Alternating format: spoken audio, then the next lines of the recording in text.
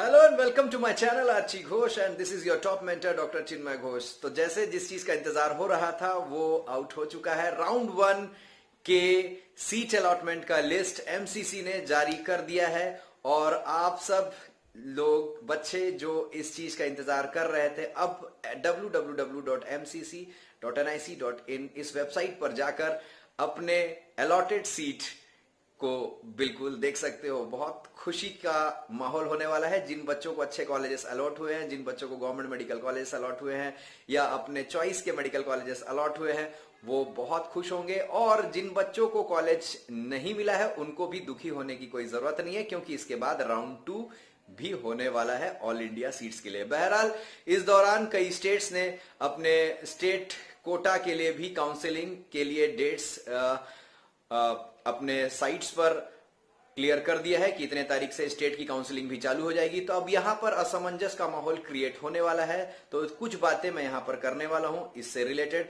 तो जैसे ही आज आपको पता लग रहा है कि एमसीसी ने राउंड 1 ऑल इंडिया कोटा के सीट्स का अलॉटमेंट सारे मेडिकल कॉलेजेस जो काउंसलिंग में भाग ले रहे थे उसमें इन्होंने अलॉट कर दिया है। तो रजिस्टर्ड कैंडिडेट्स जिन्होंने सीट के लिए अपना रजिस्ट्रेशन, चॉइस फिलिंग, लॉकिंग किया था, वो अब देखने के बाद ये डिसाइड कर पाएंगे कि मुझे ये कॉलेज लेना है या नहीं लेना है।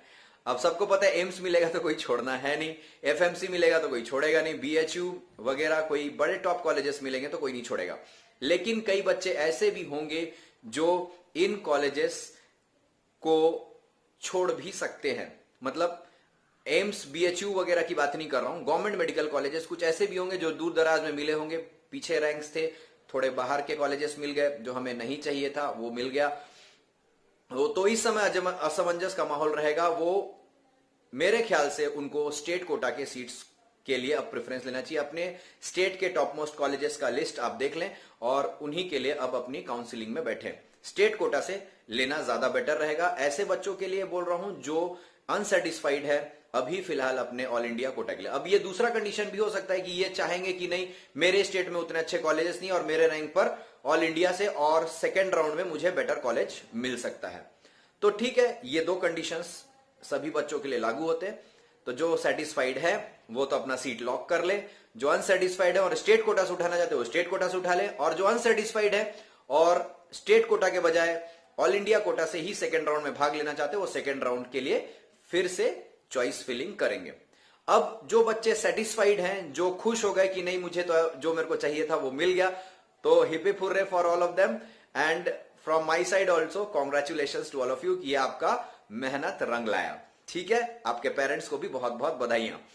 अब कॉलेज में रिपोर्टिंग करने का समय भी अलॉटेड है 1 हफ्ते के अंदर, यानी जो टाइम अलॉटेड है मेरे ख्याल से 12 तारीख तक का, 12 तारीख के अंदर आपको रिपोर्टिंग करनी है अगर आपको सीट लेना है तो। और ध्यान रखें, कॉलेज में रिपोर्टिंग करने के लिए आपको साथ में आपके डॉक्यूमेंट्स और फीस भी ले जाना पड़ेगा। सो कौन कौन से डॉक्यूमेंट्स रेडी रखें? मुझे पता है कि सब लोग रेडी रख लिए होंगे, फिर भी मैं एक बार आपको गिना देता हूं। Admit card of exam issued by NTA number 1, number 2 result और rank letter issued by NTA, number 3 birth certificate if matric certificate does not bear the same, या क्लास 10 सर्टिफिकेट साथ में होना चाहिए, 10+2 सर्टिफिकेट, क्लास 10+2 मार्कशीट।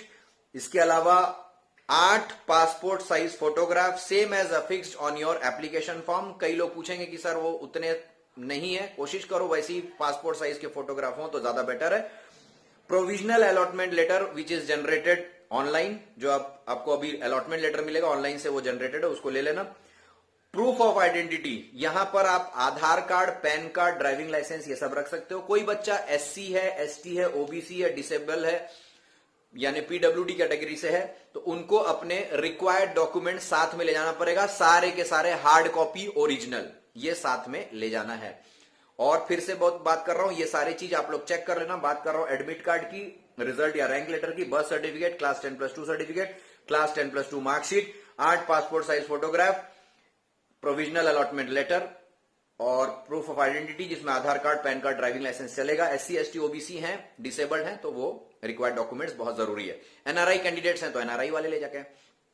अब ध्यान रखें, admission fees साथ में ले जाएं अगर आपको सीट ब्लॉक करना है तो सीट ब्लॉक करना है साथ में एडमिशन फीस ले जाएं, फीस पे करें, खुश हो जाए, काम खत्म। अब 5 साल के लिए फुर्सत, ऐश करो कॉलेज में जाकर, है ना। और जो बच्चे अभी भी तैयार हो रहे हैं कि नहीं मेरे को सेकंड राउंड में देखना है या स्टेट कोटा से देखना है, तो स्टेट कोटा में अगर आपको बेटर लग रहा है कि नहीं मेरा अच्छा पोजीशन है, मैं स्टेट कोटा से ले लूंगा, तो आप स्टेट कोटा से लीजिए। कई सारे स्टेट्स ने ये रजिस्ट्रेशन के लिए ऑनलाइन प्रोसेसिंग चालू कर दी है। अब मैं कुछ इंपॉर्टेंट बातें आप लोग साथ डिस्कस करूंगा। यहां पर देखिए, यहां पर कई सारे बच्चे ऐसे भी होंगे जो अपग्रेडेशन चाहेंगे, राउंड 2 में जाकर अपग्रेडेशन चाहेंगे। तो जब आप रिपोर्टिंग करते हैं अपने सीट को, मतलब ऐसा होता है ना कि बच्चों के दिमाग में रहता है कि भाई ये कॉलेज भी नहीं मिला, तो कई बच्चों के ये असमंजस होंगे, भाई ये कॉलेज भी नहीं मिला तो ये चलो ठीक ठाक रैंक का कॉलेज है, मेरे को मिल गया, लेकिन मैं चाहूंगा कि हाँ मेरे को इससे बेटर मिल सकता था, तो मैं अपग्रेडेशन के लिए जाऊंगा, जिसको बोलते हैं willingness. So what is willingness? Willingness मतलब आप यहां पर एक कॉलेज में आपसे जैसे आपने सीट ब्लॉक कर लिया, तो आपके पास 2 ऑप्शंस रहेंगे, are you willing for upgradation of your seats, तो वहां पर यस या नो दबाना पड़ेगा। जो सेटिस्फाइड है वो तो नो दबा देंगे, मतलब नो टिक कर देंगे, और जो सेटिस्फाइड नहीं है वो विलिंगनेस के लिए टिक करेंगे, मतलब they are going for round 2 and इस समय उनको सेकेंड राउंड के लिए जाना पड़ेगा, लेकिन इन्होंने अपना सीट ब्लॉक कर रखा है। क्योंकि ऐसा होगा कि अगर मान लो फिर से वैसे ही कॉलेज मिल गया, वही कॉलेज मिल गया, तो अब वो तो छोड़े नहीं है, वो इसलिए विलिंगनेस कर रहे हैं कि हाँ इससे बेटर कॉलेज अगर मिल जाए, विलिंगनेस का मतलब समझिए, इससे बेटर अगर कॉलेज मिल जाए तब मैं ये वाली सीट को छोड़ूंगा। क्लियर? तो तभी उसी कंडीशन में आप इस सीट को छोड़ेंगे जब अभी का जो कॉलेज मिला हुआ है राउंड 1 से, उससे बेटर कॉलेज मिलेगा, अपग्रेड होगा तब, नहीं तो ऑलरेडी मैं इस कॉलेज में बैठा ही हूं। ये क्लियर कर लो। राउंड 1 में जो भाग ही नहीं लिया है वो एकदम फ्रेश कैंडिडेट माना जाएगा, उसको शुरू से सेकेंड राउंड के लिए रजिस्ट्रेशन फीस, चॉइस फिलिंग और लॉकिंग, सारे प्रोसीजर्स जो करना पड़ता वो करेंगे। लेकिन यहां पर दो बातें सामने आ सकती है, एक वो जो यहां पर विलिंगनेस के लिए भरे हुए हैं, और एक वो जो फर्स्ट राउंड के सीट के मतलब जैसे आपको रिपोर्टिंग करना है कॉलेज में, फर्स्ट राउंड के कॉलेज में रिपोर्टिंग ही नहीं की है, वो भी आप सेकेंड राउंड के लिए चॉइस फिलिंग कर सकते हैं। तो 2 कंडीशंस यहां पर बन रहे, एक तो रिपोर्टिंग वाला, एक नॉन रिपोर्टिंग वाला।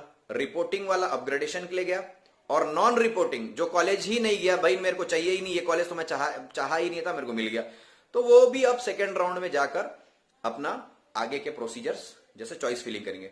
तो ये दोनों कैंडिडेट्स को फिर से फीस देने की जरूरत नहीं है, रजिस्ट्रेशन फीस देने की जरूरत नहीं, क्योंकि ऑलरेडी वो दे चुके हैं पहले राउंड के लिए। लेकिन ऐसा कोई कैंडिडेट जो पहले राउंड में नहीं बैठा था, सीधा सेकेंड राउंड में एकदम नए सिरे से आ रहा है, उसको तो सारे प्रोसीजर्स फीस से लेकर सब करना पड़ेगा। लेकिन जो बच्चे बैठे थे उनको रजिस्ट्रेशन फीस नहीं देना पड़ेगा। अपग्रेडेशन में जा रहे हो तो नया चॉइस फिलिंग करना जरूरी है, आप नया सिरे से चॉइस फिलिंग करोगे। क्लियर है बेटा? अब इसी तरीके से आपको आगे बढ़ना है, फिर राउंड 2 का सारा प्रोसीजर होगा, रिजल्ट आएगा, आप सेटिस्फाइड हो तो ठीक है, नहीं तो फिर देखेंगे, वो आगे की बात है। अभी फिलहाल इतना इंफॉर्मेशन मेरे को देना था। अभी आप एक बार देख लो अपने रिजल्ट्स, जो बच्चे खुश हैं अपने कॉलेज अलॉटेड से, जाओ कॉलेज ले लो, और जो बच्चे खुश नहीं है देख लेना अपने गणित जमाकर कि मेरे को अगर स्टेट में बेटर कॉलेज मिला तो स्टेट से लो। मैं चाहूंगा कि स्टेट को भी प्रेफरेंस दो, स्टेट में बहुत अच्छे अच्छे कॉलेजेस है, कई स्टेट्स में बहुत सुंदर सुंदर कॉलेजेस है। ठीक है, एमबीबीएस करना है अगर हो सके तो घर के पास रहकर करो, ज्यादा अच्छा है, माँ बाप के पास रहोगे, बहुत सारे वैल्यूज और सीखने मिलेंगे, आपकी कम्युनिटी सपोर्ट भी बहुत अच्छी होगी। ये ध्यान रखना, मेडिकल करने के बाद कम्युनिटी सपोर्ट चाहिए होती है, ताकि हम लोग अच्छे पेशेंट्स, नंबर ऑफ पेशेंट देख पाए। तो एमबीबीएस के लिए बहुत दूर दराज जाके अगर आप कर रहे हो तो मेरे ख्याल say that is not good. ठीक है, लेकिन जिस कंडीशन में नहीं मिल रही है तो हमको जाना पड़ेगा। लेकिन ऐसा भी ना हो कि भाई हमको मिल रहा था घर के पास स्टेट से, हम उसको छोड़कर घर से दूर जाकर बैठे हुए इसलिए कि हमको स्टेट में नहीं रहना है, तो दैट इज नॉट गुड। क्योंकि आपको लैंग्वेज का फर्क पड़ेगा, आप अगर वहां पर समझोगे नहीं लोकल लोगों का लैंग्वेज, तो आप पेशेंट के ट्रीटमेंट में आपको बहुत सारा प्रॉब्लम्स आने वाला है। ये बहुत सारे स्टूडेंट्स को प्रॉब्लम आता है, तो ये सब देख लेना कि हम ऐसे जगह पर ना जाएं, ऐसे स्टेट्स में ना जाएं जहां सीट्स तो मिल रही है लेकिन हम वहां कंफर्टेबल नहीं है। ठीक है, इन एवन कंडीशंस की भाई कहीं भी सीट नहीं मिल रहा, वहां जाना पड़ रहा है तो तब जाओ, लेकिन स्टेट्स में अगर मिल रही है तो स्टेट्स में लो। बहरहाल ये बातें यहीं पर रहने दीजिए, अगले वीडियो में मैं और इसके बारे में आगे चर्चा करूंगा, कौन कौन से कॉलेजेस सेकंड राउंड में डालने चाहिए और मीडियोकर स्टूडेंट्स को कहां पर सीट्स मिल सकती है जिनको फर्स्ट राउंड में अलॉट नहीं हुआ है। So best of luck and congratulation to all the students. Thank you.